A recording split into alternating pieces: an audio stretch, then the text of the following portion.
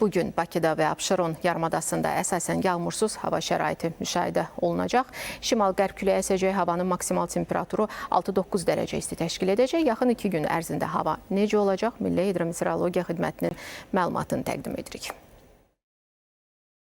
Yaxın 2 gün ərzində davam edən mülayim hava şəraitindən sonra sabah paytaxtımızda bəzi yerlərdə arabir yağıntılı olacağı, yağıntıların bəzi yerlərdə sulu qara keçəcəyi ehtimal olunur. Güclü şimal-qərb küləyi əsəcək, havanın temperaturu gecə və gündüz 1-5 dərəcə isti olacaq. Bölgələrimizə gəldikdə isə bugün əksər rayonlarda əsasən yağmursuz keçəcəyi gözlənilir. Lakin bəzi dağlıq və dağətəyi rayonlarda qar yağacağı, yağıntılı olacağı gözlənilir. Ayrı-ayrı yerlərdə yağıntıların intensiv olacağı ehtimal olunur.